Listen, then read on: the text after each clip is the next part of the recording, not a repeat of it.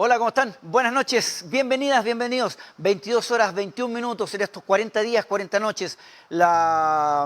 La cuarentena al estilo primitivo, donde parece que sí, bíblicamente va a suceder eso, porque en estos momentos comenzó a llover de manera bastante copiosa en Valdivia, como tiene que ser, a la antigua, tirándola con balde o a chuzos, como hacían antes.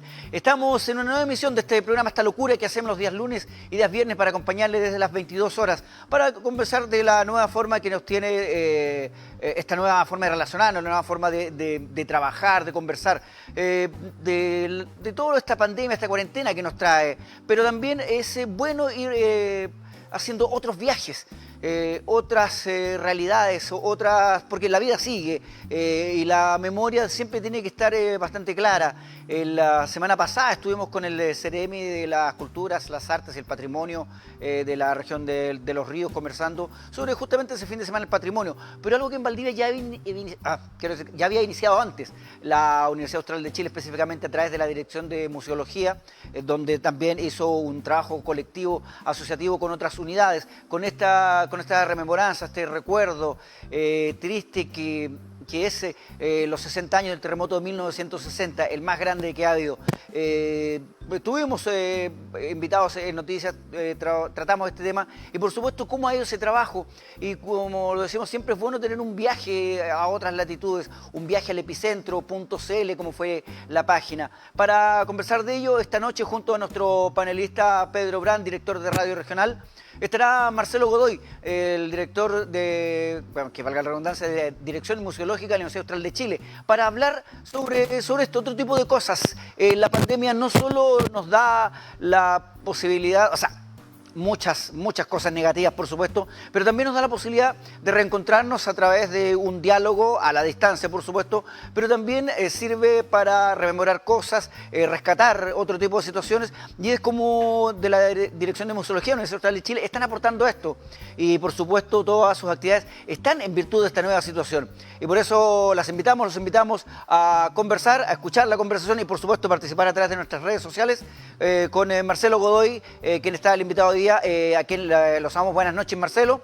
También saludamos a nuestro amigo que sale siempre a esta hora, con permiso, el panteonero Pedro Brand, para conversar de esto, otras realidades que se están dando. En primer lugar, a nuestro invitado Marcelo, gracias por estar con nosotros a esta hora, 22 horas, 10 de la noche con 24 minutos, para ir cambiando, ver otras visiones y, como decíamos, tener otro viaje, como fue ese viaje al epicentro, ¿no? Muchas gracias, Freddy, por la invitación, y al canal Primitivos también por darnos un espacio para poder divulgar el trabajo que hacemos en la Universidad Austral, en la Dirección Museológica. Efectivamente, como tú señalas, estos días estado preparando, y a contar del día 22 de mayo hemos podido generar este viaje al epicentro, que es una plataforma, una web, donde nosotros hemos podido cobijar una serie de actividades para conmemorar los 60 años del terremoto. Es un espacio donde nosotros hemos generado una exposición fotográfica comentada o documentada o interpretada por testigos del terremoto. Son 22 imágenes que están comentadas por 22 personas, 22 adultos mayores, que son parte también de un proyecto del Centro de Aprendizaje del FACEA, y que están organizados en la agrupación Amigos del Patrimonio y en Las Violetas, de acá, algunos barrios antiguos de la ciudad de Valdivia, particularmente la Corvi. También hemos preparado un recorrido virtual, dado que ahora no podemos recorrerlo físicamente, pero sí va a quedar operativo para cuando volvamos a esta supuesta nueva normalidad, poder hacer un recorrido por los 9.5 hitos que distinguimos para el terremoto 1960, tratando de dar cuenta sobre cómo fue el terremoto en términos de su impacto paisajístico, en términos de su impacto económico, social, cultural. También en la misma página se aloja un programa que se llama Estudio Filippi de la Universidad Austral, donde se están subiendo todos los podcasts de todos los eventos que hemos hecho en formato radial, y también está incluido un concurso fotográfico para niños y jóvenes, niñas, niños y jóvenes, donde a nosotros nos interesa más que nada promover una reflexión entre los abuelos, adultos, ¿no es cierto?, los papás y los niños sobre lo que es este evento sísmico. Nos parece relevante que se produzca un diálogo entre las generaciones, porque claramente el terremoto afectó de una manera muy radical, particularmente a Valdivia, y es muy valiosa la experiencia en términos de enfrentarse a un evento de ese tipo, pero al mismo tiempo poder tener esta capacidad de resiliencia y a pesar de toda la adversidad y todas las dificultades, poder nuevamente ponerse de pie. Hemos estado durante estos días, digamos hasta el día 31, con esta página. Perdón, me faltaba algo. Y incluimos también una pequeña sección de arte, se llama Arte Catástrofe, que es un trabajo que hizo Claudia del Fierro, que también aparece consignado allí en la página. Bueno, ¿qué nos pasó? Que comenzamos a ver que había un interés bastante amplio de la comunidad por poder compartir su experiencia con el terremoto. Tuvimos un volumen de gente muy interesante. En nuestra página hasta el momento nos ha sido visitada por 17.000 personas, casi 17.500 personas han recorrido la página. Hemos tenido innumerables comentarios, opiniones en las redes sociales, y eso también nos motivó, y aprovecho de comentarlo ahora, de que vamos a mantener la plataforma abierta hasta el día 15 de junio y vamos a habilitar una sala dentro de la web que se llama la Sala de los Testimonios. Y hemos habilitado un teléfono para que la gente pueda enviar sus mensajes de audio o de video para poder compartir la experiencia del terremoto, y nosotros los vamos a dejar subida en esa sala para que toda la gente pueda en el fondo tener un espacio de difusión también de su memoria. Nos parece que es súper importante el terremoto en su dimensión también familiar. Probablemente muchas familias han conservado objetos o fotografías que son parte también del terremoto del 60, y en el concurso fotográfico lo que pretendemos es que se haga una revisita de esas colecciones familiares, porque el patrimonio no es algo que solamente tenga que estar centrado en los museos. Por el contrario, nosotros creemos que el patrimonio está situado en los territorios. Y uno como profesional de un museo tiene que brindar las posibilidades de abrir las puertas o trascender las murallas de los museos para poder en el fondo generar estos debates en la comunidad y también hacer que las comunidades generen estos procesos de puesta en valor de lo propio, ¿no? De lo que está allí en sus casas. Muchas veces tenemos cosas muy valiosas y no nos damos cuenta, entonces cuando hacemos este tipo de ejercicio lo que perseguimos justamente es poder estimular también el resguardo del patrimonio familiar local. ¿Qué más les podría contar? Bueno, hemos tenido un volumen muy interesante en redes sociales. Tengo aquí una estadística sobre el alcance de nuestras actividades. Alcanzamos 44.000 personas en lo que se refiere a la semana que estuvimos. Más o menos 4.500 personas estuvieron viendo los videos que están incluidos en la página. Así es que me parece que podemos decir que es una iniciativa que ha sido apreciada por la comunidad. Es un esfuerzo que nosotros hemos hecho como universidad, no solamente como la dirección, ¿no? Cada vez que nosotros nos abocamos a celebrar el Día del Patrimonio, tratamos de tener una mirada amplia, porque en la universidad efectivamente no necesariamente la gente que trabaja en el campo de las ciencias sociales o de la historia se preocupa del patrimonio, sino que uno se empieza a encontrar con cosas muy interesantes que ocurren en otras facultades. Así que este año pudimos contar con la participación de la gente Explora, por ejemplo. Estuvimos con la gente de la Facultad de Ciencias, que también nos aportaron con una charla el día martes con el profesor Carlos Rojas. Hicimos una lectura compartida del libro de Ángel Parra en el estudio Filippi sobre el viaje al epicentro, porque desde allí viene en el fondo la referencia. Efectivamente. Exacto, Ángel Parra hizo este viaje, ¿no es cierto?, hacia el sur de Chile y encontró el terremoto a Violeta en Puerto Montt. Entonces, es muy interesante, digamos, esto de hacer un trabajo con el patrimonio, pero pensándolo en su dimensión amplia, ¿no? No solamente la visión histórica, sino que también en el arte hay una visión, en las ciencias y ojalá en la diversidad de ciencias, pero también en las comunidades y en las familias. Efectivamente. No puedo decir de otra forma que poder de síntesis, porque la cantidad de actividades que tuvieron en estos días, y resaltar que lo bueno que la página va a seguir abierta unos días más. Bueno, Marcelo, antes de seguir ya desgranando este choclo, porque hay mucho que conversar, hablando de patrimonios tangibles y vivientes, antes de empezar a conversar esto, vamos a conversar con Pedro Gran, que, insisto, en algunos de sus fondos anda escondido ahí de no sé qué tipo de amores en tiempos de pandemia, Pedro. Usted de todo lo que enumeró nuestro invitado de hoy, Marcelo Godoy, sabe mucho, ¿no?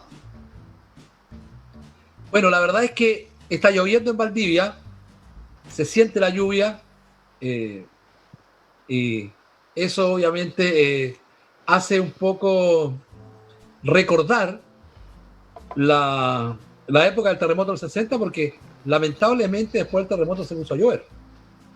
Y cuando las casas estaban caídas y la gente vivía en carpas y se inauguraron o se instauraron los rucos que hoy día es la Inés de Suárez, la población Inés de Suárez y la población Valparaíso, ¿cierto? Ahí se instalaron todos los rucos, se llamaban, donde se fueron los damnificados, particularmente los barrios bajos que fueron inundados.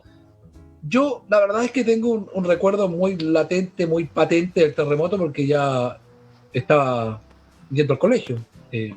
Creo que estaba en pre-kinder. No había pre-kinder en ese tiempo. Pero, sí viví el terremoto. Pero, ¿sabes? Yo, más allá de lo anecdótico o la historia personal, yo siempre he tenido no es una crítica, pero una visión distinta sobre los museos, y en particular en Valdivia, porque los museos son los testimonios de la historia. Los museos son los que nos entregan, ¿cierto?, lo que nosotros no vimos, no vivimos. Y en el caso particular de, por ejemplo, el Museo del Castillo de Niebla, es un museo espectacular, fabuloso, pero que tiene escrito, ¿cierto?, lo que cada una de esas imágenes o obras o reliquias señalan. Pero, ¿sabe? No hay quien lo vaya explicando. Siempre me ha llamado la atención eso. No hay quien explique. Entonces, la historia está escrita, pero la historia, ¿saben? Yo creo que la historia tiene que ser contada. Será porque llevo 50 años en radio, que a mí me parece, y qué bueno que esté el director de museología de la Universidad Austral de Chile, porque las historias tienen que ser contadas. Yo creo que en el momento que nosotros las historias las contemos y no las mostremos, vamos a lograr un acercamiento mayor de la gente con la historia y con los museos. Se ha decretado este Día del Patrimonio, que claramente hoy estamos llevando de una forma distinta, ¿cierto? Pero eso se acerca un poco más. Pero es un día al año, es un domingo al año, son 2 domingos al año. Creo que eso es muy poco. En mi modesta opinión, creo que los museos deben ser páginas abiertas siempre para que la gente tenga acceso a la historia de la humanidad, a la historia de las ciudades, a la historia del hombre, a la historia del ser, a la historia del arte. Porque los museos de arte, ¿cierto?, si no hay alguien allí que lo explique, es como, mire, no sé si el director del museo, Marcelo, me va a encontrar razón o por favor que se refiere a esto. Si uno va a un tour, ¿cierto?, y no hay un guía turístico, la verdad es que es un lindo paseo.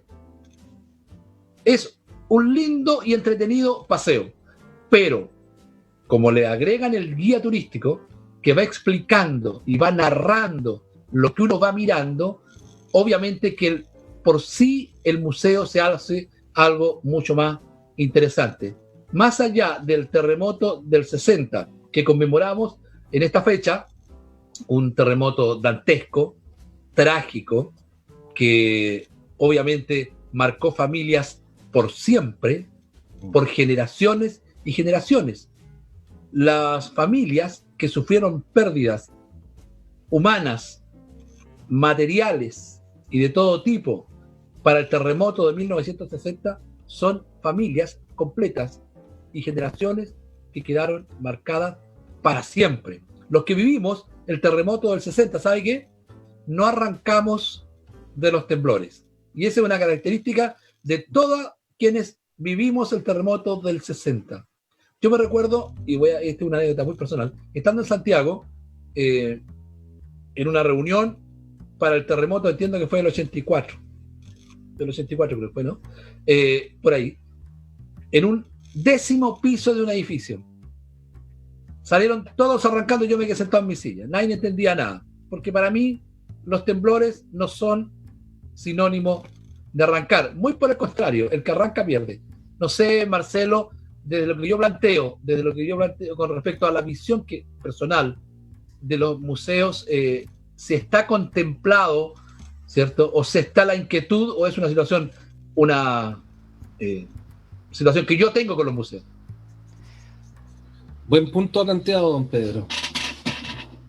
Bueno, sí, ya que estamos en debate, me parece que es súper bueno lo que plantea. A ver, yo puedo hablar por los museos de la universidad, que es lo que me compete, pero bueno, efectivamente, en el campo de los museos, cada vez tenemos que generar mayores espacios de mediación, ¿no? De que el contenido pueda llegarle a los públicos. En el caso nuestro, nosotros tenemos una política de puertas abiertas, es decir, todas las comunidades escolares tienen acceso liberado durante todo el año. Y nosotros tenemos un sistema de visitas guiadas que se coordinan con la Oficina de Educación Patrimonial. Entonces, nos hemos preocupado de llevar ese tema y evidentemente es mucho por hacer. Estoy pensando que ahora hay telefonía, esperamos que pronto podamos instalar sistemas de audioguía, tenemos algunos códigos QR que uno puede aplicar también en el teléfono en la mediación. Son modalidades que se están instalando y que creo que cada vez la opción que brinda el teléfono también es una opción que ayuda a generar la mediación. Sin embargo, creo que la mejor experiencia siempre para un niño o para una persona adulta que va a un museo es la experiencia personal, ¿no? Que tengas ahí alguien que te pueda orientar en el proceso de interpretación de la exhibición. Y en ese sentido nosotros tenemos una oficina de educación patrimonial con un profesional por ahora. Esperamos que eso pueda crecer en el tiempo, pero de alguna manera nosotros ya estamos entregando un servicio de ese tipo. Obviamente todo eso es perfectible, pero también yo lo pienso en la perspectiva de los otros museos, porque claro, nosotros somos un museo más o menos grande, ¿no es cierto?, universitario, pero en la región hay una multiplicidad de museos con distintos tipos de recursos, y en algunos casos con muy pocos recursos, mucho más personalizados. Son museos mucho más fáciles de atender, pero no pueden abrir todos los días, porque en el fondo no tienen la plata suficiente para hacer la operación diaria. Entonces, la realidad de los museos también es súper variada y es bastante compleja. Ahora, creo yo que usted ha puesto sobre la mesa dos temas que me parecen sumamente relevantes. El rol de la radio en los procesos de formación para el mundo cultural, patrimonial y artístico. Yo creo que las radios jugaron un rol importante, me imagino que hasta la década del 70, que es lo que he leído un poco, digamos, en estos temas de la radioeducación, que ha sido la educación a distancia, y un buen trabajo también han hecho las radios comunitarias. Creo yo que con la irrupción de Internet, me parece que las radios no han dejado de cumplir su función social de ninguna manera. Pero lo que sí ha ocurrido, me parece, es que el trabajo formativo se ha perdido un poco en la radio, o quizás no se han generado las sinergias necesarias para que distintos actores se puedan vincular en procesos de formación a través de la radio. Me parece súper importante eso, porque cuando estamos hablando de patrimonio cultural, si bien los museos son entidades responsables de gestionarlo y de poder compartirlo con las comunidades, el patrimonio va más allá de los museos, está instalado en los territorios, y su tratamiento claramente requiere un trabajo asociativo para su puesta en valor. Entonces yo creo que tiene que haber una participación del mundo universitario, también del mundo público, el mundo privado, el mundo comunitario y por supuesto los medios de comunicación. Entonces creo que tenemos un bonito desafío futuro, más o menos urgente, diría yo, porque también estamos cada vez perdiendo patrimonio porque no se registra o no se difunde. Eso por un lado, y yo creo que también hay otro componente importante dentro de esto que usted ha planteado, es el hecho de los guías turísticos. Allí también tenemos un campo de formación en proceso, que también eso debiera ocurrir en el ámbito formativo, en los institutos profesionales o en las universidades, donde se van a generar estos profesionales que se van a hacer cargo después de entregar este tipo de servicios. Pero también hay no profesionales, hay guías que en el fondo cumplen la función estacionalmente, las temporadas, que yo creo que es un esfuerzo por formarse, pero creo que también nosotros como museos tenemos que brindar las posibilidades, ¿no es cierto?, de hacer que ese conocimiento que se va a entregar después en la ciudad tenga ciertos grados de validez histórica, digamos. Entonces, ahí también hay un desafío. Nosotros hemos hecho un par de cosas en esa línea, pero sin duda es que esto es un trabajo que requiere también, bueno, mucha generosidad, pero también una participación activa de varias secciones, digamos, de la sociedad. En ese sentido, voy a meter mi cuchara, estoy como como en el mea culpa, si estoy entre las tinieblas hablando con ustedes. Es lo que decía Marcelo, efectivamente, el tema con esta irrupción de la internet, de las redes sociales, los canales por YouTube y todo lo demás, donde se hacía un poco también la crítica a la radio, donde también va más allá de la radio, igual en general también a los medios de comunicación que han ido perdiendo un poco de esta responsabilidad que le compete en este rescate histórico, este rescate de memoria. Pero también, ahí tú me vas a decir, no sé si será el caso acá usted o no, pero hay instituciones que están privilegiando este nuevo tipo de comunicación, como es Supernormal, pero también dejando de lado ese rol que ha cumplido siempre, o sea, particularmente la radio, quien ha sido, digamos, el pilar, digamos, el medio de comunicación informativo que salva después de cada catástrofe, de cada, no sé, terremoto, temblor o gran catástrofe. Pero también se ha ido dejando un poco de lado este rol que pueden jugar los medios de comunicación en ese sentido. Se lo planteo a los dos. La verdad es que yo contesto por los medios de comunicación y nosotros siempre estamos abiertos y dispuestos. El tema es que quien tiene el interés es el museo. Los medios de comunicación siempre hemos estado, y en mi caso muy particular, ¿cierto?, de entregar espacios, ¿cierto?, para que la ciudadanía y las nuevas generaciones vayan conociendo más allá de lo del museo, que tiene razón. Hay un tema aquí que abarca mucho más que el patrimonio, ¿cierto? La riqueza patrimonial de una ciudad, de una región, de una zona, de un país. Y en el caso particular de Valdivia, ¿cierto?, es una ciudad que tiene una riqueza patrimonial inigualable, porque tenemos desde los torreones hasta los fuertes, pasando, ¿cierto?, por todo lo que significa la propia ciudad que se fue haciendo, fue desarmándose y posteriormente reconstituyéndose, ¿cierto?, con vestigios que son de su época. Valdivia todavía mantiene casas, ¿cierto?, que tienen 100 años, mucho más de 100 años. Entonces uno se pregunta quién debiera ser el encargado, o el ente encargado, no personalicemos, el ente encargado, ¿cierto?, de que Valdivia y los habitantes de la ciudad tengan realmente una noción mínima de la riqueza patrimonial de la ciudad donde viven. Porque hay descuido, porque no se protege. Felizmente ha pasado, pero cuando yo volví a Valdivia, por ahí por el 2005, me encontré con muchos incendios de casas patrimoniales, donde hoy día hay edificios y hay galerías. Y nunca se supo por qué se incendiaron. Parece la manera más fácil, porque como no se podía hacer nada, la manera más fácil de destruir era prendiéndole fuego. Sospechoso, diría alguien, porque nunca supimos qué pasó ahí. Felizmente eso se frenó, pero por el inicio de la época del año 2010, 2006 al 2010, me recuerdo de muchos incendios que terminaron con edificios patrimoniales.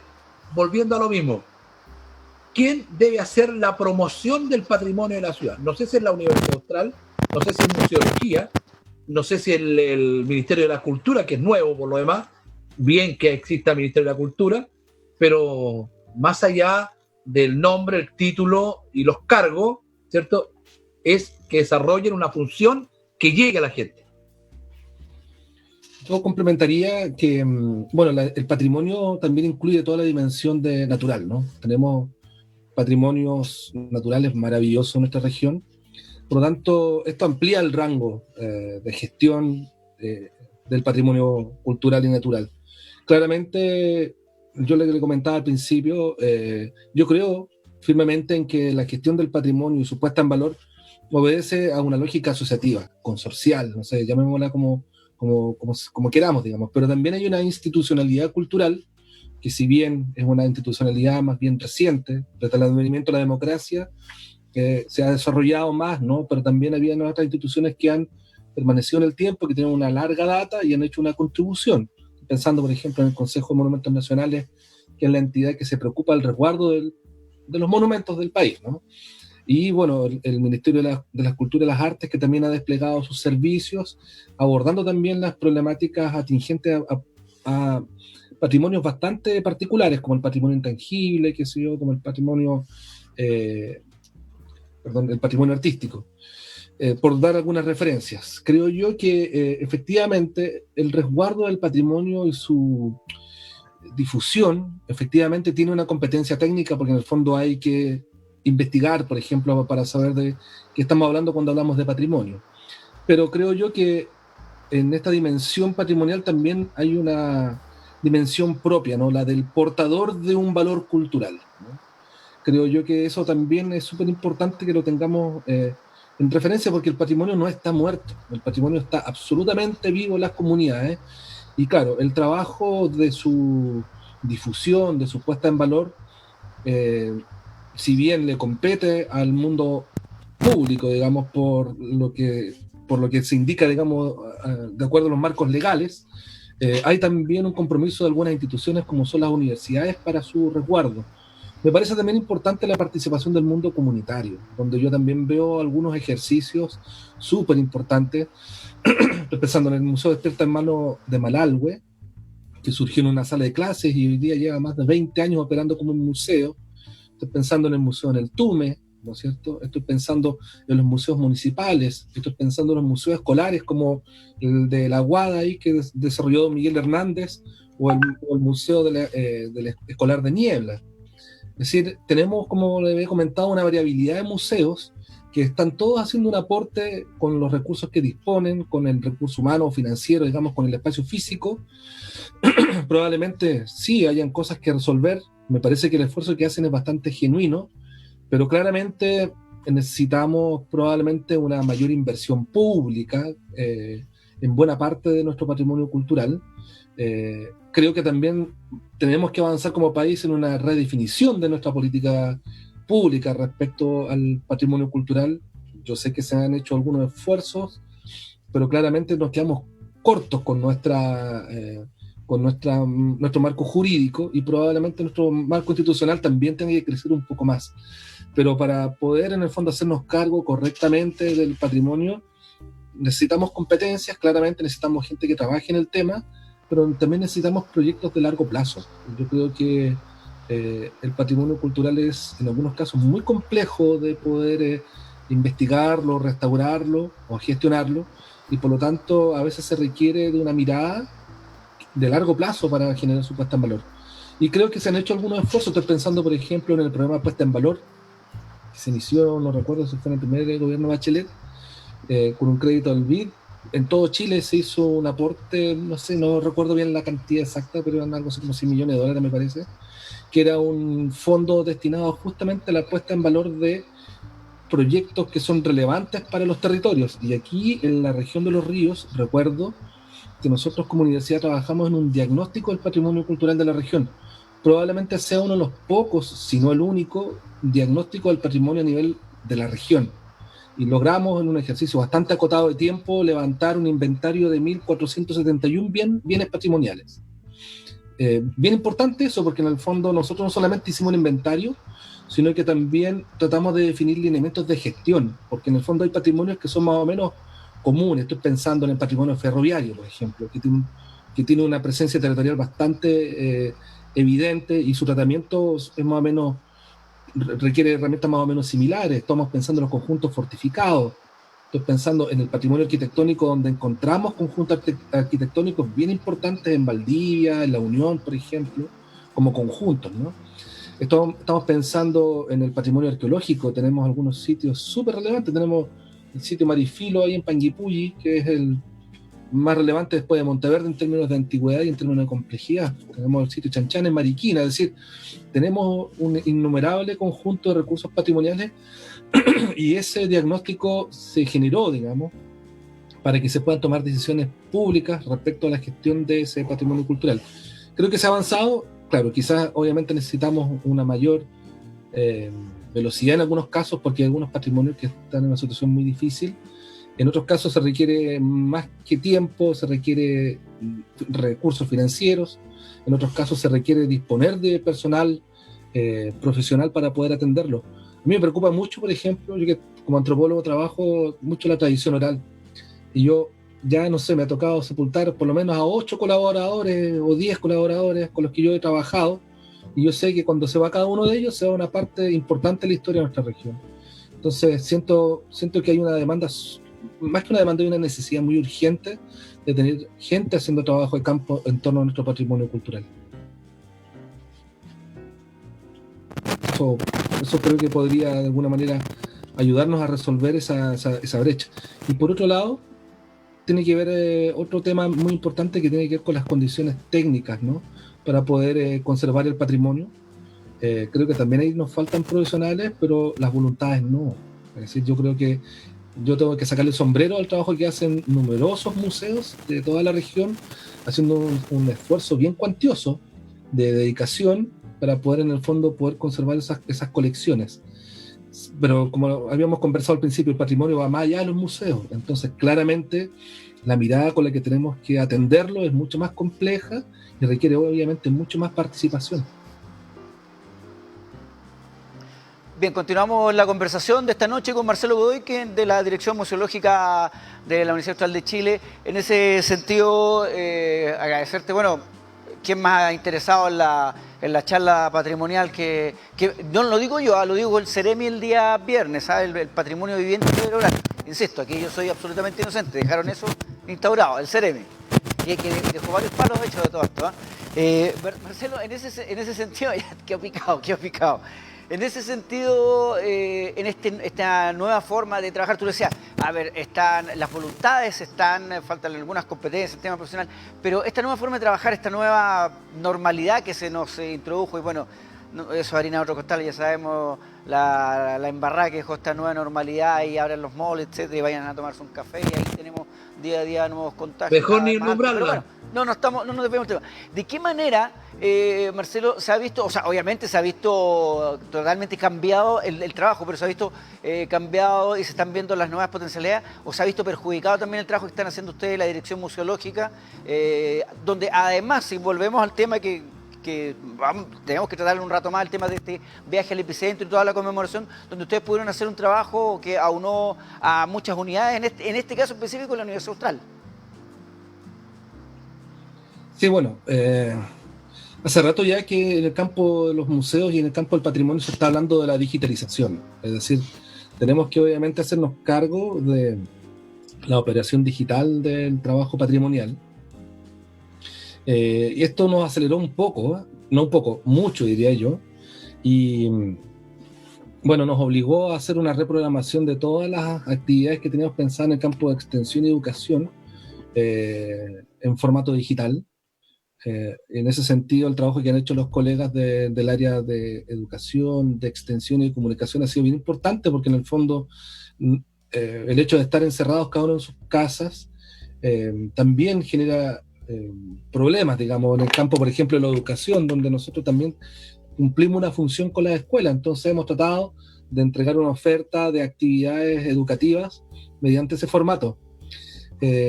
No ha sido fácil, porque aparte de eso, todo el mundo se plegó o se fue a las plataformas digitales, entonces de alguna manera también tenemos una sobreabundancia de producción de contenidos, porque en el fondo estamos todos tratando de cumplir con nuestras funciones y vemos que hay una importante producción de contenido. Eso es algo positivo, porque en el fondo da cuenta de que hay capacidades para hacerlo. En segundo lugar, también el hecho de operar digitalmente nos da las posibilidades de poder trabajar con profesionales en otros lados, reduciendo los costos y reduciendo la carga de huella ecológica en nuestro querido planeta, ¿no?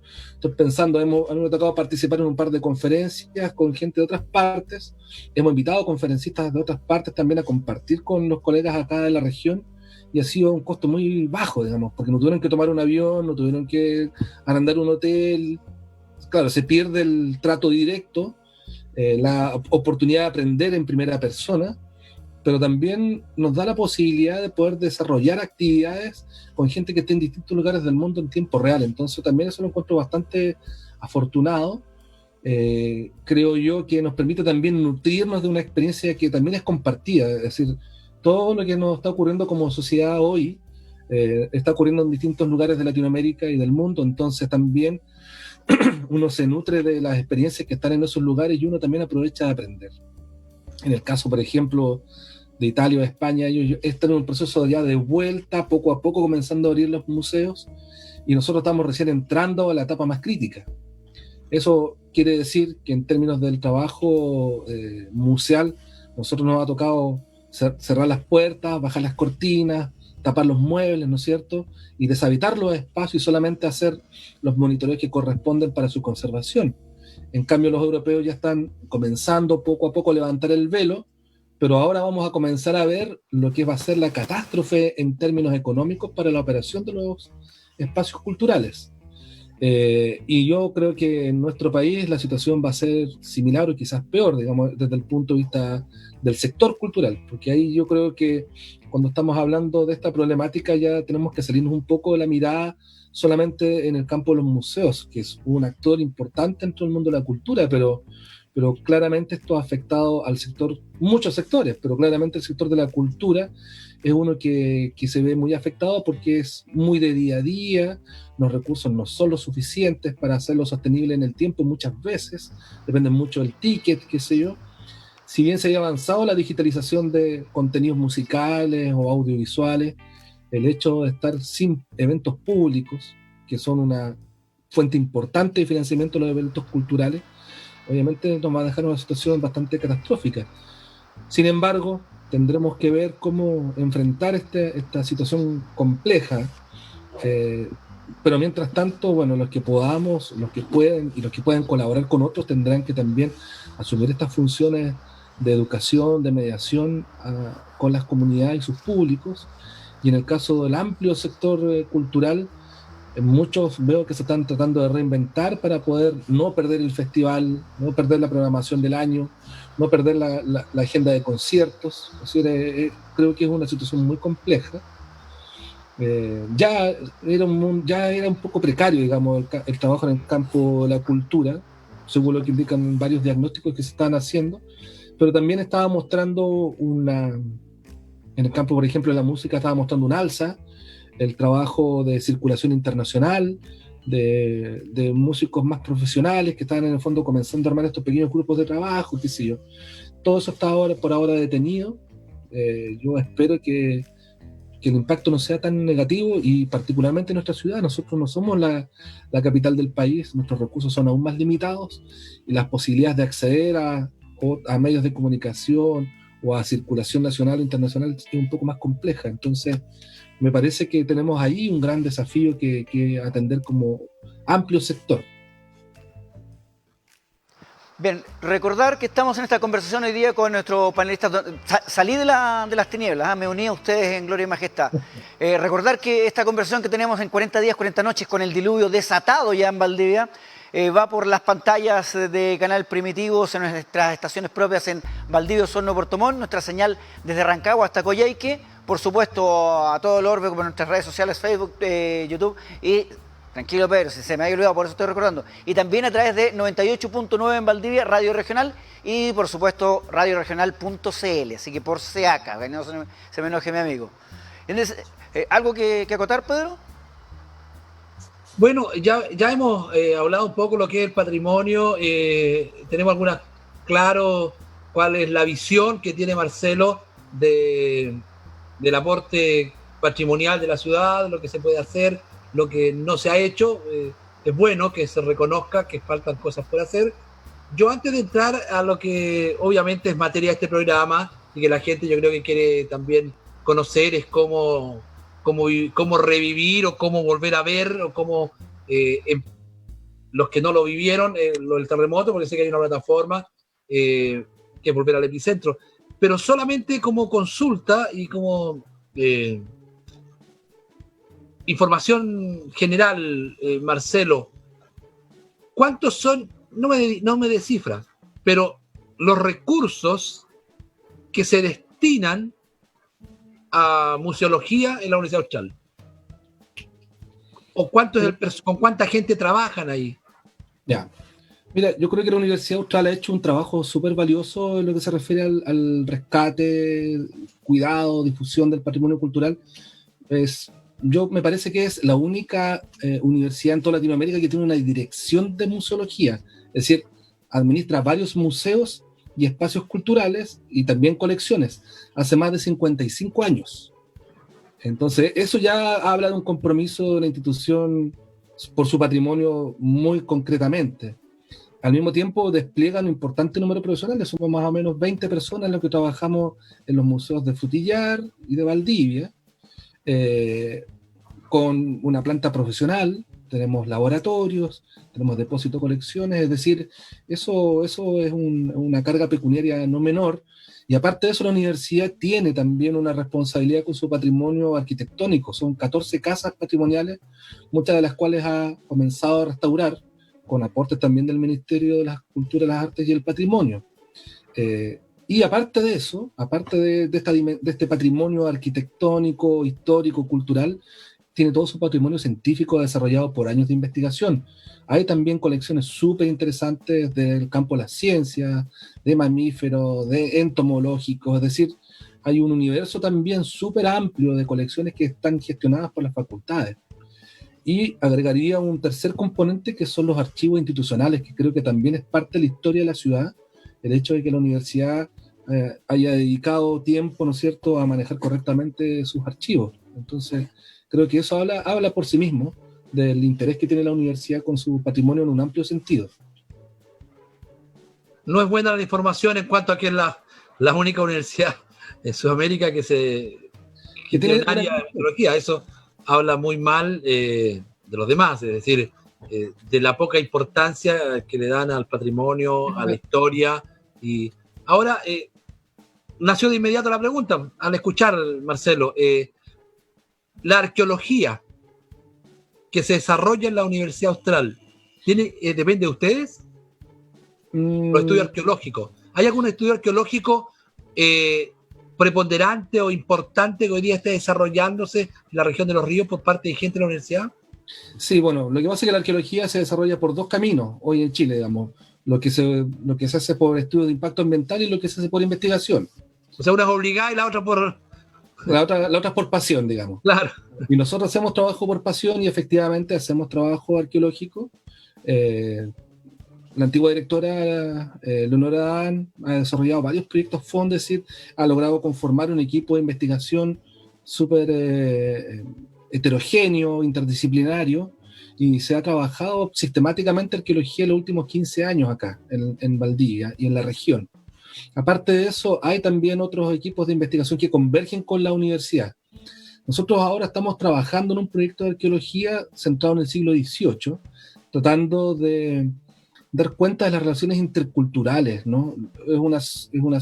La región de los ríos y la ciudad de Valdivia es un entorno intercultural.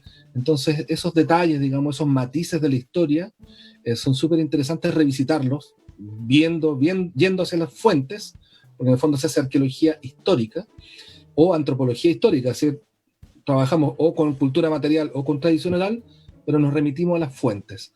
Por lo tanto, es súper interesante lo que se puede encontrar allí en términos de a veces una historia que está un poco invisibilizada. A ver, como alguien dijo por ahí, la historia siempre la escriben los vencedores. Bueno, hacer el trabajo de revisitarla desde la investigación interdisciplinaria avanza en esa dirección, ¿no? En una dirección de entregarle otros matices distintos y en atender problemáticas de investigación que no hayan sido atendidas. Por ejemplo, nosotros hemos avanzado harto también en lo que se refiere al patrimonio subacuático, porque la arqueología no solamente está en el suelo, ¿no es cierto?, sino que también la tenemos en los fondos marinos, y claramente nosotros tenemos un patrimonio también súper rico en esa dimensión, por los primeros navegantes mapuches, ¿no es cierto?, con sus guampos, pero después tenemos una importante presencia de navegación en el periodo colonial con todas sus con todas sus tecnologías muy propias, y después tenemos una ciudad muy próspera en el siglo XIX con estas nuevas tecnologías que se incorporan, qué sé yo. Entonces efectivamente tenemos una riqueza patrimonial súper amplia en el suelo, bajo el suelo y bajo el agua también, ¿no? Y a las orillas del agua. Entonces, y volviendo al terremoto, el terremoto también nos legó un importante patrimonio arqueológico industrial. Todavía quedan ruinas de los edificios, ¿no es cierto? Es más, un terremoto que destruyó una cervecería terminó siendo el proyecto de un museo, ¿no?, como el Museo de Arte Contemporáneo y el Museo Histórico. Claramente hay muchos temas que atender en el campo de la arqueología. hemos entendido cosas muy interesantes. Por ejemplo, en un estudio que se hizo hace un par de años atrás, se discutió sobre un estilo de vida, ¿no es cierto?, boscoso, que es muy distinto al estilo de vida de las estepas, ¿no? Es decir, el habitar la selva fría tiene ciertas características ecológicas específicas, tiene características tecnológicas que son también particulares, y afortunadamente buena parte de la memoria en las comunidades indígenas refieren a antiguas tecnologías. Entonces a veces es muy interesante que en una excavación arqueológica te encuentras con interpretaciones que pueden también no solamente nutrirse del trabajo académico, sino que también se pueden nutrir con el campo, perdón, con el conocimiento de las comunidades, ¿no? Entonces, creo que aquí en la región se da esta posibilidad de tener un diálogo de saberes, para que no solamente nos quedemos con una interpretación de los fenómenos, o por lo menos tener la actitud o la disposición para poder integrar otros saberes en la interpretación del pasado. Pero bueno, en ese sentido la arqueología acá ha sido bien rica en esos términos, y de todas maneras que tenemos mucho todavía por descubrir. Vamos al terremoto, vamos a lo que es lo que nos convoca a esta conmemoración, 60 años del terremoto que hasta ahora es el más cruento que ha sufrido la humanidad. Por lo tanto, tenemos, entre comillas, ese orgullo, los sobrevivientes, claramente, pero que dejó una ciudad marcada y que tiene todavía los vestigios, y que son ustedes los llamados a recuperar esa memoria histórica de Chile. Pero en ese sentido, Pedro, ¿tienes algo que preguntar, que plantear del terremoto 60? Porque también me gustaría, o sea, si tienes algo que plantear para después entrar de lleno a lo que es todavía la página viajealepicentro.cl, para que la vayamos revisando. Pero por eso te pregunto, antes de entrar a la página, si tienes alguna cosa en particular para después que nos centremos en eso, porque efectivamente, y antes de revisar la página, por ejemplo, bueno, ya dio una especie de resumen más que ejecutivo al inicio, pero ¿con qué sensación quedan con este interés que despertó la página y las actividades? ¿Quedaron ahí, era lo que ustedes esperaban? ¿Quedaron bajo la expectativa o fueron superadas? Bueno, yo creo que se cumplió la expectativa por el volumen, digamos, de visitas que tuvo la página. Pero aparte de eso, digamos, aparte del rating, por decirlo de alguna manera, lo más valioso es la capacidad o el interés por interactuar de los usuarios. Y como les comentaba, me parece que la gente empezaron a compartir sus relatos. Como dice Pedro, efectivamente es un patrimonio, un patrimonio complejo, pero es un patrimonio que es de la ciudad, porque lo vemos, digamos, en el paisaje es súper evidente. Está vivo en la memoria, está vivo en las casas también. Hay casas que todavía tienen las huellas del terremoto. Entonces... hay barrios completos. ¿Perdón? Hay barrios completos que tienen los vestigios, los barrios bajos, por ejemplo. Hay casas que están un metro más abajo. Exacto, o algunas medias torcidas, qué sé yo. Y todavía. Exacto, y eso me parece muy, muy, muy peculiar del paisaje valdiviano. Que es testimonio, digamos, de lo que fue el evento sísmico. Y en ese sentido, bueno, estar satisfechos por la respuesta, yo creo que nos motiva, digamos, y nos motivó, de hecho, a poder ampliar, estar gestionando la página durante un par de semanas más, porque claramente hay un interés de la ciudadanía por poder entregar sus comentarios, poder dejar sus testimonios, y en ese sentido ya dejamos de hacer este trabajo unidireccional, ¿no? Esto de que el que sabe lo desarrolla y lo comparte. En este caso estamos tratando de generar una situación un poquito más de diálogo, ¿no? Es decir, la gente tiene posibilidad de entregarnos sus conocimientos y que ese conocimiento se vea allí. No estoy pensando a modo también de una política que estamos tratando de instaurar, que es el hecho de que el museo sea un espacio también de significación social.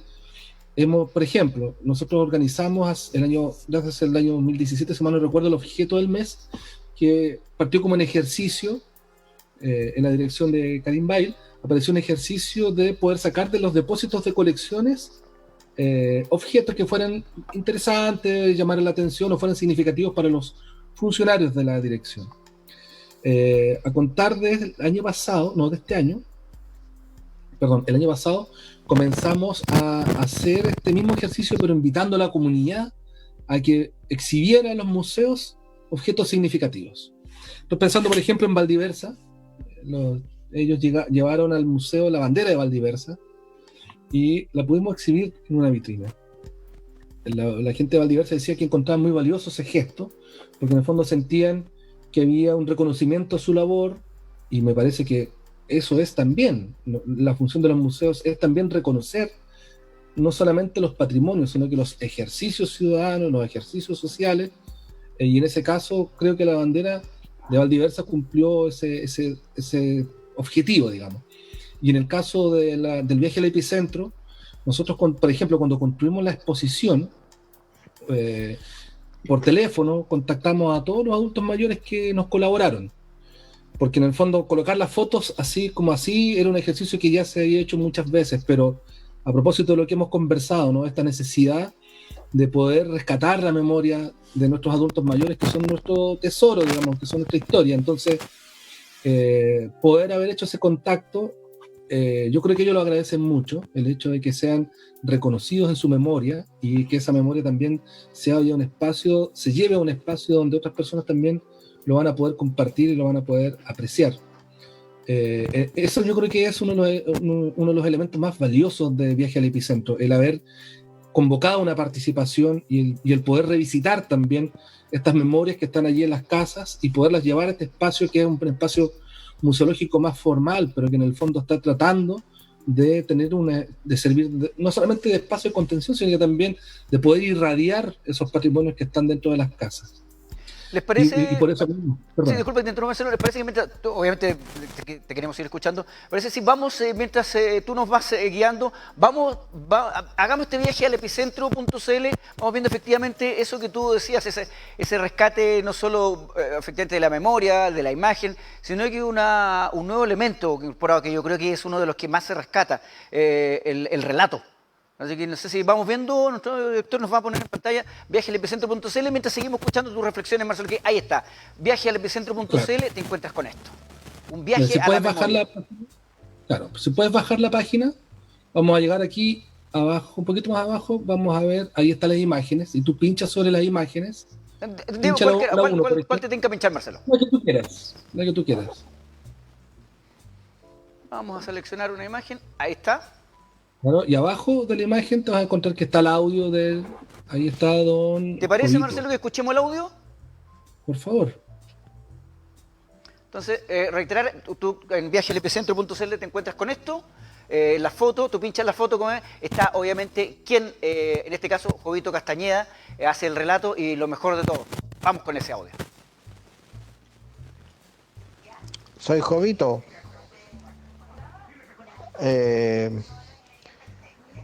Le quería decir sobre las 3 fotografías que me envió. Reconozco la del medio. Esa fotografía, la del medio, es la estación de ferrocarriles. La estación de ferrocarriles que existía en el año hasta el año 1960 del terremoto. Cuando ocurrió el terremoto, esa estación se mandó abajo, como usted lo puede apreciar ahí al frente. Y al lado izquierdo de frente, la construcción que se ve parada, que todavía existe, en este minuto todavía existe, esa era la dependencia de equipaje de ferrocarriles. Esa dependencia era destinada al equipaje de ferrocarriles. Ese año, el 18 de mayo, yo cumplí 11 años de edad y mi papá, aparte de los regalos que me hizo, me dio dinero para ir al cine Alcázar, que existía en ese tiempo en la calle Buera, casi al llegar a Picarte. Ahora ese cine no existe, lo demolieron. Ese día fui con un amigo al cine, fuimos a matiné, estábamos en el 3er piso, o sea, en la Galiche, en la galería, cuando hubo un remesón y nosotros bajamos con mi amigo y mucha gente bajó abajo, al primer piso. Pero fue un remesón nomás y la gente dijo, oh, ya pasó, volvamos. Y volvimos hacia arriba, nos estábamos sentando para ver la película y comenzó el terremoto fuerte. En ese tiempo estábamos viendo 2 películas, una se llamaba Un gallo en corral ajeno y la otra se llamaba Guitarras de medianoche. Las 2 eran actuadas por Antonio Aguilar. Soy Jovito.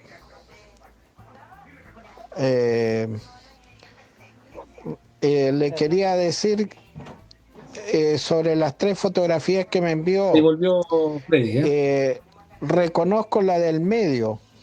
Pedazo de Esa memoria. fotografía Ahora pues, y así, bueno, todas las 22 imágenes tienen un testimonio que nos ayuda. Eso es muy interesante. Si se dan cuenta, esto es un ejercicio. Jovito, pedazo de memoria, o sea, en las 2 películas, el rotativo doble con el actor y todo lo demás. Y eso es lo rescatable. Bueno, vamos a seguir navegando, vamos a ver otra foto. Marcelo, aparte, porque incluso tú al escuchar este rato ya ves, ya sientes ese sentido de emocional de pertenencia. ¿Qué sensación le fue quedando a las personas que ustedes pudieron interactuar, a quienes pudieron contactar? Imagínate lo que significa esa foto ahora, que hay una persona que le agregó un trocito de memoria. Esa foto es mucho más valiosa ahora, porque en el fondo ya nos cuenta cosas. Como decía don Pedro, las palabras son sumamente valiosas, las palabras crean realidades, y en ese sentido una imagen, si bien dicen, vale 1000 palabras claramente, pero aquí cuando le agregamos ese componente de la palabra dicha, obviamente son documentos que adquieren una mayor dimensión en términos de documento histórico.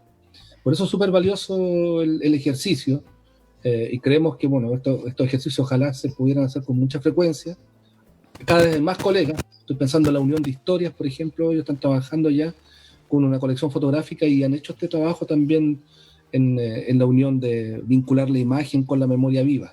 Entonces, mientras vamos a entender las colecciones. Echar otra foto igual, para seguir conversando, y recordar a las personas que se metan a esta página, viajealepicentro.cl, van a poder ver el excelente trabajo que han realizado ustedes, no como Dirección de Museología de la UACH, sino como ente coordinador de todos los que estuvieron trabajando con ustedes, en algo que es muy importante. Veamos otra foto, otro relato al azar, o alguien quiere escuchar alguna en particular.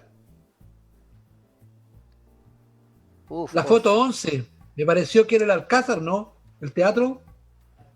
Ya, a ver, volvamos, la 11. Me da la impresión que la 11 es el teatro Alcázar que se cayó, ¿o no? Me parece que esa es la casa central. No, es la casa central de la universidad. Sí, yo Sí. A ver, escuchemos a Erika Susana. que yo sufrí mucho más para el golpe que para el terremoto. Claro, No, y era más unida la gente, era más... claro. Nadie se peleaba con nadie. Por ejemplo, si alguien no tenía algo, el de al lado tenía. Y como estábamos todos en el patio, ninguno dormía bajo techo casi. Entonces se conversaba, se hacía harto fuego, como fogatas que le llaman ahora. Y ahí los vecinos igual, pues se conversaban, algunos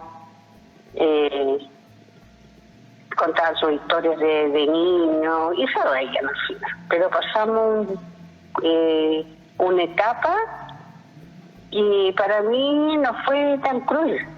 Claro. O sea, víamos que unos lloraban, que todos los días había temblores y cosas, pero al final nos fuimos acostumbrando a ese sistema. Claro. Y yo tenía una hermana mayor, que eso es algo más bonito que también que yo siempre lo destaco y hasta los días yo con mi hermana conversamos, que ella trabajaba en el Hotel Palace, que quedaba en la plaza. Uh-huh. Y esa señora se portó un 7 con Valdivia. Fue una del Hotel señora Palace. de Calda, claro. Que ahora no me acuerdo el nombre de la señora. María, me parece que se llamaba, no me acuerdo. Y ella se puso con todos sus trabajadores, cocinaban y daban comida en la plaza a toda la gente que no tenía. Mi hermana todos los días tenía que ir a cocinar y todo. Ella era garzona, pero todos trabajaban en una sola cosa. Claro. Y cocinaba, se repartía comida, la gente iba a la hora 12, después iba como a las 6 de la tarde. Claro. Y fue así como le digo, una etapa que con dolor, con pena, con todo, pero al mismo tiempo como que no sufrimos tanto. El centro era mucho más lindo que ahora, porque me acuerdo que a eso sí que nos llevaban a escuchar la banda los días domingos. Era una plaza más bonita. Abajo, cerca del mercado, me acuerdo que estaba la escuela técnica. Eso todo cayó, todo se perdió. Claro. Eso me acuerdo un poco, que yo me puse a hacer memoria cuando vi la foto, me tenía que acordar y acordarme. Sí, pues con razón yo allá aparecía la casa y yo decía, esto será el mercado. Yo me recordaba un poco de esas casonas grandotas, pero no me pude acordar cuál era. La confundía con el mercado, ¿no? Porque el mercado era como de ahora, o sea, ahora el mercado se arregló nomás, pero el modelo, todo era casi igual, que yo me acuerdo. Y esas cosas, pero no... Además que nosotros éramos tanto, porque mi mamá, nosotros fuimos 3 hermanos, éramos un montón. Y ahí lo pasamos, pues tuvimos harto tiempo así sin casa, sin esas cosas, pero como le digo, había mucho compañerismo, mucho cariño. Y no nos tocó tan fuerte en cuanto a falta de comida, porque la misma señora del hotel, igual a mi hermana le da su dosis para su familia. Claro. Pero como le digo, mi mamá y mi papá y la gente se portaron súper bien. Y eso fue como armonía, no fue como que ahora, chuta, si tú tienes y tienes para ti nomás, pues no tienes por el resto. Recuerdos como que los tengo más marcados. Y de la ciudad, ahí la comisaría también de Bocher se hizo después del terremoto, porque eso fue de madera, cosas que fueron cayendo en las casas, se fue haciendo todo eso. Me acuerdo que había un taller mecánico para abajo cerca del parque, porque nosotros donde vivíamos llegaba hasta allá, hasta el parque.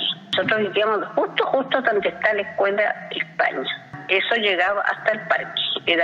Entrábamos justo por la puerta de donde está la escuela España y las casas llegaban hasta el bajo del parque. Beneficencia casi. Entonces uno cuando pasa por ahí se recuerda todos los días. No, justo en la puerta de la escuela España, echada para las casas para estudiar. Hay otro hito que se acuerda, el edificio no, pero el Hotel Palace también desapareció. Y efectivamente ahí está lo que es actualmente la casa central de la Universidad Austral, donde le decimos a nuestros amigos, seguimos revisando viajealepicentro.cl, este interesante documento digital histórico que rescata nuestra memoria que han hecho en la Dirección de Museología de la Universidad Austral de Chile, coordinando varias cosas más, y por eso estamos también hoy día conversando con Marcelo Godoy. Mientras veamos, ¿a alguno le interesaría ver, escuchar el rato alguna foto en particular? Freddy, yo quería invitarlos, porque en el fondo les había comentado que vamos a ampliar el plazo de la página para armar una pestañita más que se llama la sala de los testimonios. En el fondo ya no es mediando una foto, sino que en el fondo el que si quiera recordar algo, que quiera compartir algo, que le quiera pedir a su nieto o a su hijo, lo va a poder grabar y mandarlo por teléfono, ¿no es cierto?, a un WhatsApp, y nosotros vamos a después subir todos esos archivos, esos videos a la página. Yo creo que eso va a ser bien interesante también solamente para quienes hagan los testimonios, sino también para la gente que le interesa conocer un poquito más del terremoto. Claro. ¿Les parece que vayamos, hombre terremoteado, ¿no? Ahí estás viendo tú, Pedro, te dejamos el placer de tú elige una de estas fotografías que quieras verla más ampliada y escuchar el relato, que te las vamos a pasar tranquilamente para que tú la vayas viendo mientras Marcelo que nos diga... ¿Cuál? La de los barrios bajos, la de General Yáñez, Camilo Enrique. La 8. Entiendo que es la 8. Entiendo que es la 8. Si mi memoria no me... Claro. Ahí está. Claro. Y esa la relata Margarita Miranda. A ver, escuchemos. Oye, espera, déjame, antes de escuchar un poquito, yo vivo para abajo y hay varias casas que esas todavía están. Por eso que hay una en la esquina hay muchas casas que esas todavía están. Y de fondo se ve esa la Copa de Agua que ya no está ya, por supuesto. Que fue un chiste sus demoliciones. Pero hay varias de esas casas que tú pasas por esos barrios y aún están. Eso es lo que yo decía. Fíjate que yo vivía hasta marzo del 60, Ahí en General Yáñez con Camilo Enrique. Es más, ahí Y esta calle está. en la esquina izquierda, ahí es donde está un restaurante que se llama 1960. Sí, Ya. por ahí. Escuchemos ese relato, a ver. A ver. Eso es fuera.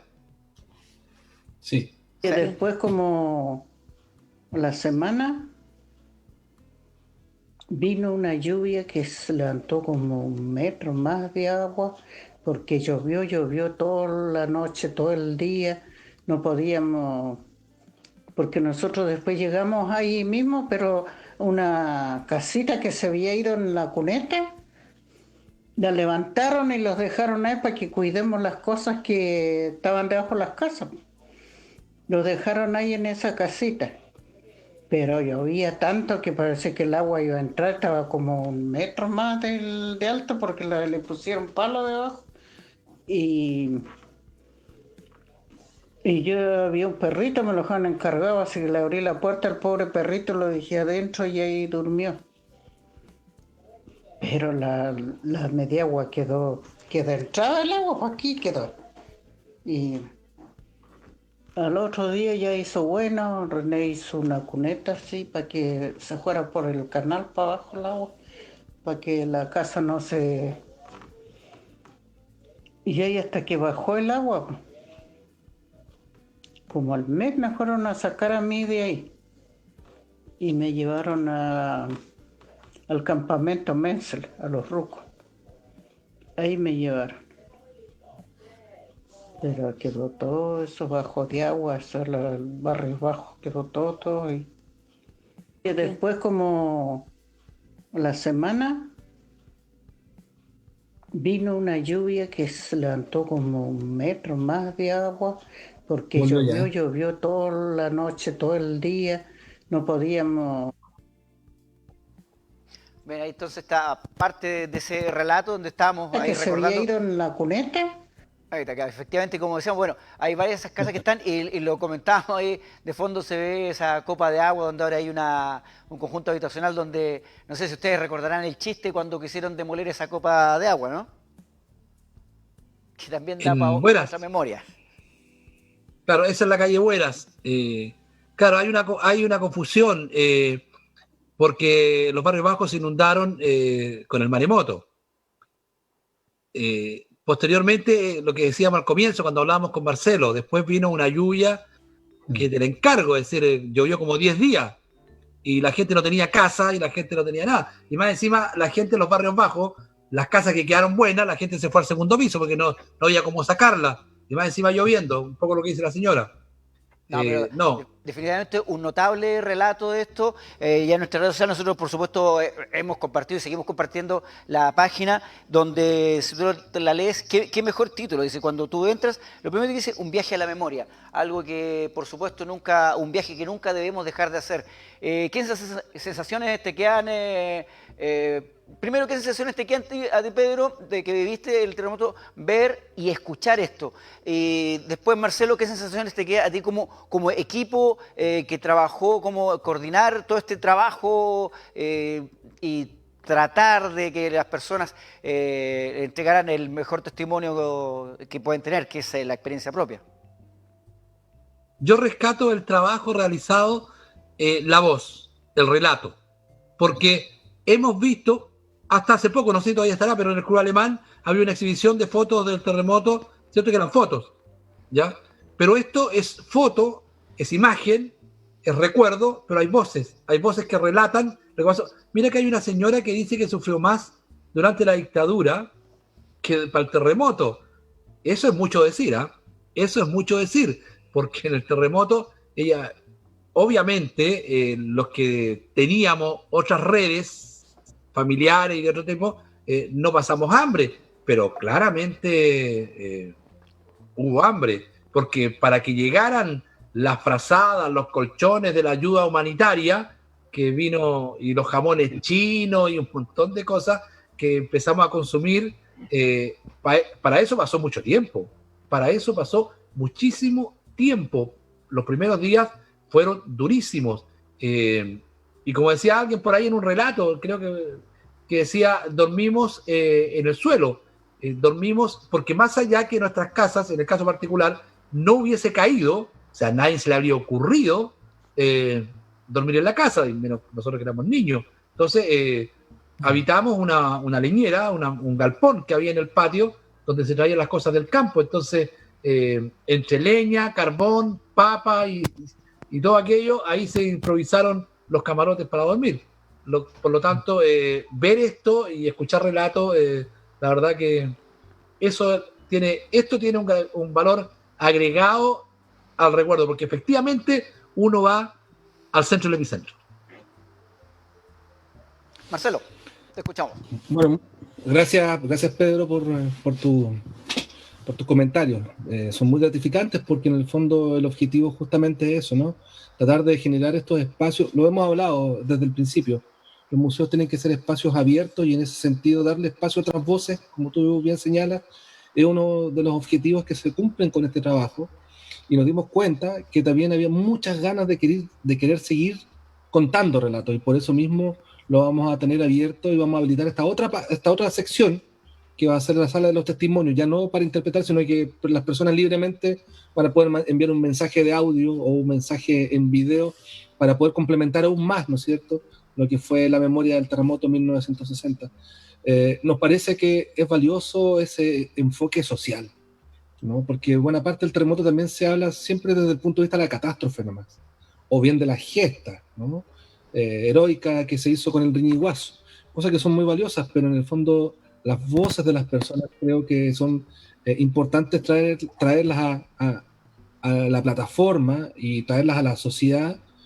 Yo me imagino que hay muchas personas que durante estos días de conmemoración del terremoto tuvieron estos espacios de diálogo también en sus casas. Y claro, nosotros nos damos por satisfechos si es que logramos colocar este granito de arena y motivar ese diálogo dentro de las casas. Y esperamos seguir motivando, instando a este diálogo durante estos días del viaje al epicentro que hemos decidido ampliar, pero también esperamos hacerlo con nuevos ejercicios en el futuro. Entonces, la contingencia nos llevó a esta situación, a tener que realizar algo digitalmente, todo por teléfono. Como ustedes se dieron cuenta, todas las entrevistas fueron por teléfono, y se pudo hacer. Y a pesar de las dificultades para estar cerca, logramos acercarnos, ¿no es cierto?, a nuestros vecinos y podemos invitarlos y hacerlos parte de esta iniciativa. Así que un cariñoso saludo también a todos los colaboradores que nos dieron su tiempo, ¿no es cierto?, compartieron sus relatos.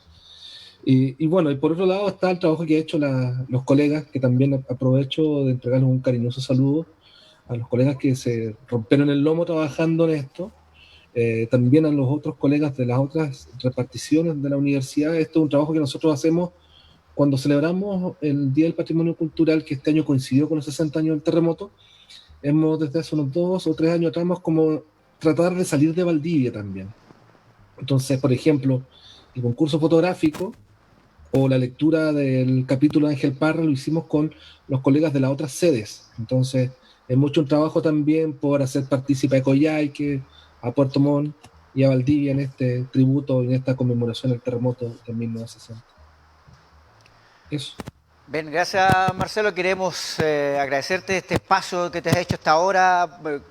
Lo decimos esta canción para que la gente sepa. Son las 23 horas con 35 minutos, estamos absolutamente en vivo y te queríamos agradecer el inicio de esta semana. Este es como el Ecuador del año. En junio, el 1 de junio se inicia la semana y queríamos haber conversado contigo para hacer un análisis y una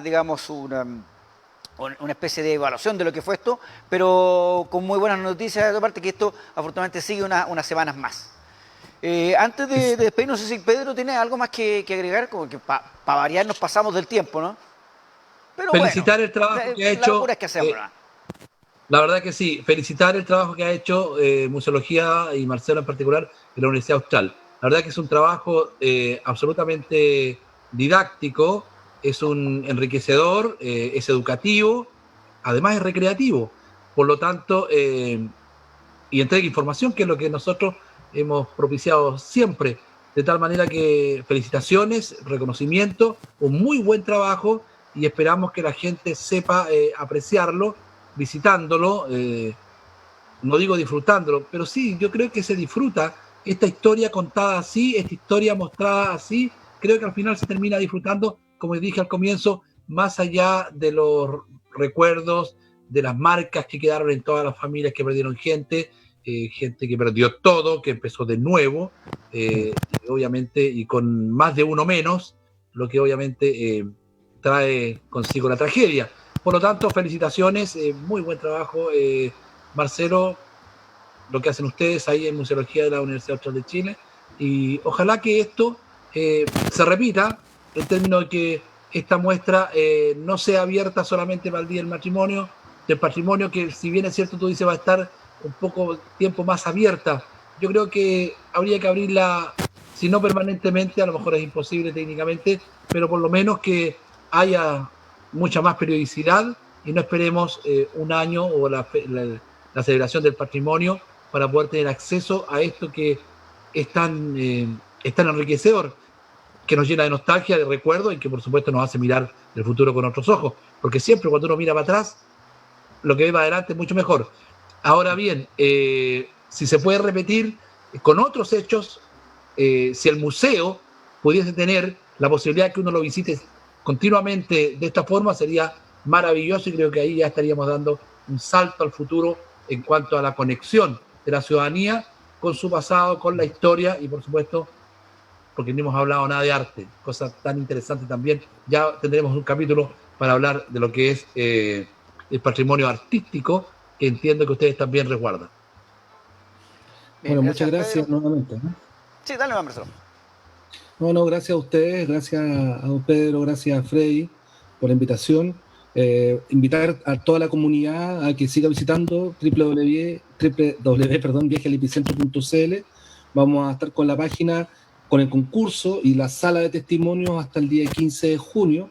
Y después vamos a dejar abierta la página para que puedan ver todas las fotos que nos lleguen del concurso fotográfico y todos los testimonios recogidos. Así es que invitarlos a que nos acompañen a esta iniciativa y a las que vendrán más adelante, y esperamos hacer algunas cosas con la radio también, que nos encantaría en un futuro no siempre muy lejano. Estamos para eso, siempre va a haber espacio para eso.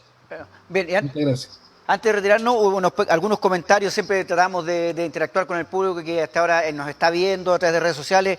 Bueno, te imaginarás, pues solamente felicitaciones, excelente memoria, qué gran memoria, se cumple el título, se cumple, ¿cómo se llama?, el objetivo, Marisol.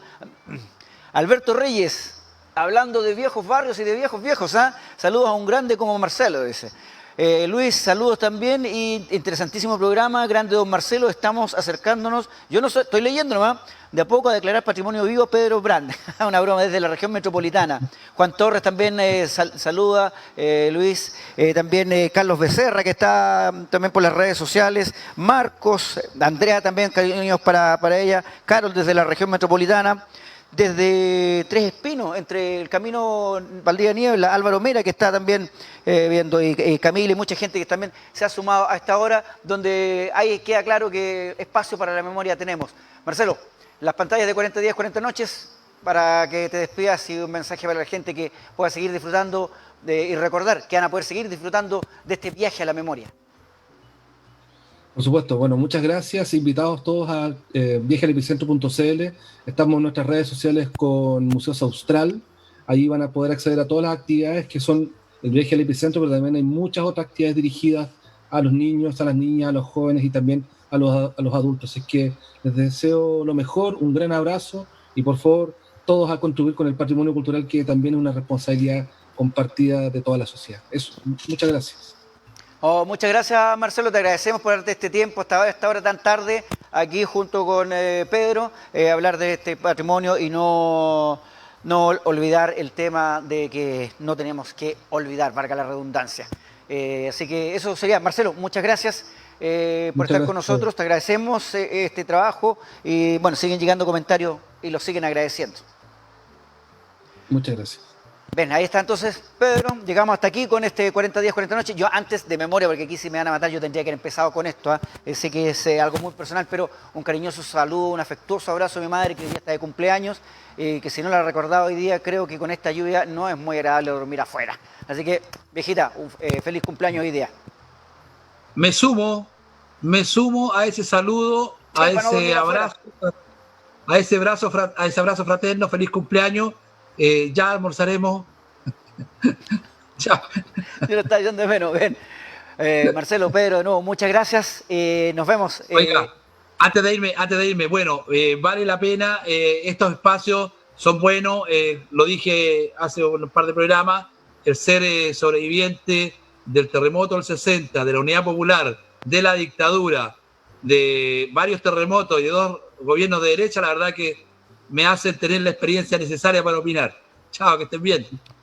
Pedro sobrevivió a puras desgracias, entonces. Y no te voy a preguntar cuál ha sido la peor de todas. Bien, vuelvo a decir entonces, gracias Marcelo, gracias Pedro. Y ya lo saben, Gracias. esto fue 40 días, 40 noches, la cuarentena al estilo primitivo, donde tenemos mucho que conversar, mucho que aprender.